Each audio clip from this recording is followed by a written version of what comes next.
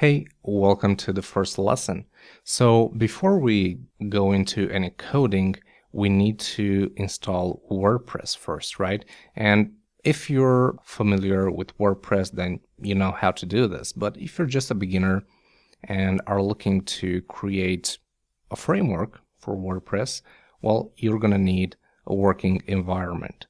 So I recommend you work locally because it's faster, and you can also use GitHub for version control, and you can work offline, right? You can go to a coffee shop which maybe doesn't have an internet connection and you can work there. So I'm going to show you a very quick way to install WordPress locally using MAMP. Now MAMP is an application which is available for both macOS and Windows that will install a local server, and you'll be able to install WordPress on that server. Now, MAMP also has a pro version, which in version 3 actually has a very simple way of installing WordPress, but I'm going to show you the old-fashioned way.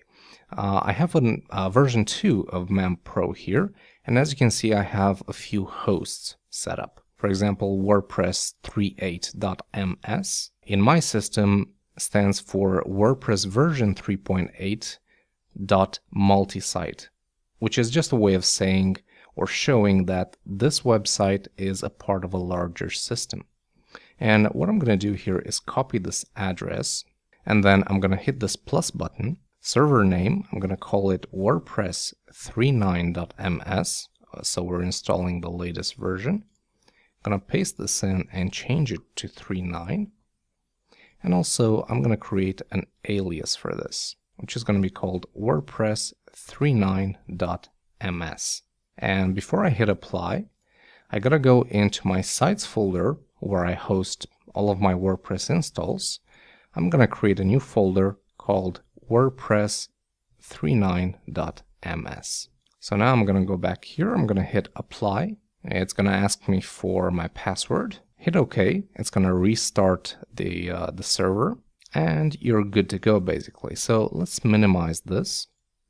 Now you need to go to wordpress.org, hit on the download button, and you'll need to download the current version, which at the time of this recording is 3.9.1.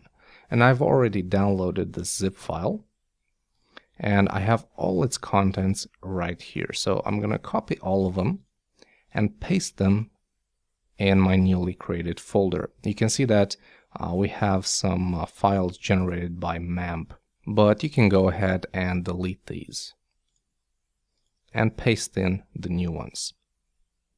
Now, every WordPress installation has a config file, which is this. So first thing, you got to rename it to wp-config, and then you need to open this in a code editor, and you need to change a couple of things. So first of all, the database name, we're going to call this WordPress 3.9. Username and password, in my case, it's root. It's the default user and password. DB host is localhost. You need to scroll down. Table prefix, I'm going to call it WordPress 3.9. And then WP debug, I'm going to set it to true. And that's all you need to do here, basically. Okay, so we're going to close this. And now you got to open MAMP again, and you got to click this web start button. And this will take you right here into your MAMP screen. Now, when working with WordPress, you need to use some kind of database. So you need to go to phpMyAdmin, you need to go to databases, and you need to create a database with the name that you put in the config file. In my case, it's WordPress 3.9, and I went ahead and created this database. But it's very simple. You just type the name here, create, and you have your database. Now, once you do that, you can go ahead and access WordPress 3.9.ms. And this works because I've set up the alias of WordPress 3.9.ms right here in MAMP. So it works. Now this is the install screen. It asks you for a site title. So we're just going to say WordPress 3.9. Username, I'm just going to say admin. You got to input your password twice, your email, And since we're working locally, we're just going to tick off this checkbox. Allow search engines to index this site. Hit install WordPress, and now it says that WordPress has been successfully installed. So click on Login, Admin, and then your password, login, and there you go. This is a fresh install of WordPress 3.9. And if we open it, you're going to see it with its default theme, which is, I think, 2014. Let's see. Yep. Active theme is 2014.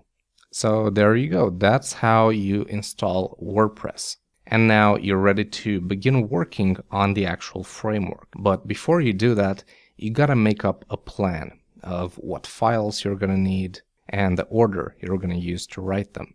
And I'm going to show you how to do that in the next lesson.